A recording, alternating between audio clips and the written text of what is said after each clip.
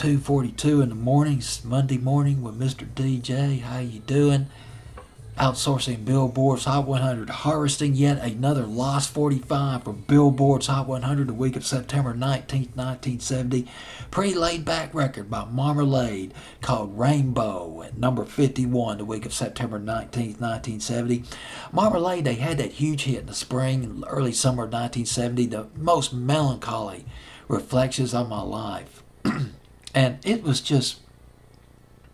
seems like a lot of melancholy records, sad records came out in 1970 because you remember around the same time the Poppy Family came out with Which Way You're Going, Billy, and Susan Jacks literally cried through that record, and you listen to that, and then you listen to the Marmalade record, and then maybe later on listen to Joanne by Mike Nesmith, the First National Band, and you're just sitting in the bar crying in your beer. It's like, man... somebody get happy here. Well, this Marmalade record, it's pretty laid back. It's not as sad though as Reflections of My Life. Marmalade from Glasgow, Scotland. They called themselves the Gaylords. They were the Gaylords back in the early 60s, formed in 1961. They named themselves after a notorious Chicago gang. Of course, they changed to Marmalade later on.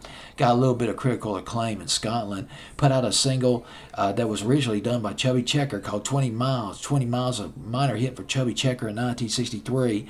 And Gaylords had a go at it, but didn't do much of anything in Scotland. And although they got a lot of support in Scotland, they were pretty popular in Scotland, but they decided to just go for the whole enchilada,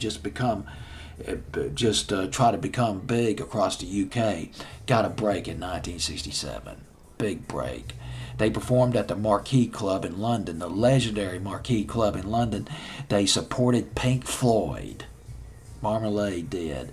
They performed at the Marquee Club. They toured with The Who, Joe Cocker, Traffic, developing a reputation, developing a following, but they ran into a problem. CBS Records. CBS Records, they told Marmalade, look, you guys have had no commercial success so far. And if you don't come up with a hit pretty soon, if you don't have a hit pretty soon, we're going to have to drop you. Well, boy, they were laying down the smack. Marmalade, they came out with a record that they wrote and didn't do anything in England. And then they covered, well, here's the deal. They were offered Everlasting Love. Marmalade was offered Everlasting Love, which was covered here in America by Robert Knight, 1967. A hit for Robert Knight, even bigger hit for Carl Carlton in 1974. But Marmalade, they turned down Everlasting Love. It was covered by Love Affair in England. Love Affair's version went to number one in Britain. 1967, 1968. But then Marmalade, they were offered another song that was later covered by an American group. The song was called Lovin' Things. They covered it. Their version went to number 6 in England. 1968. It was later covered by the Grassroots. I'd say around late 1969, early 1970, but their version didn't make top 40. But that was a pretty powerful record right there. They covered the Beatles, Obla Dee, Obla Da. They covered that. Marmalade covered it. Their version went to number 1 in England in 1968. Maybe 1969. Late 1969, Marmalade, they got a deal with Decca Records. Decca Records gave them a sweet deal. They said you could write, you could produce your own material. How about that? That's a dream come true for a rock and roll act right there.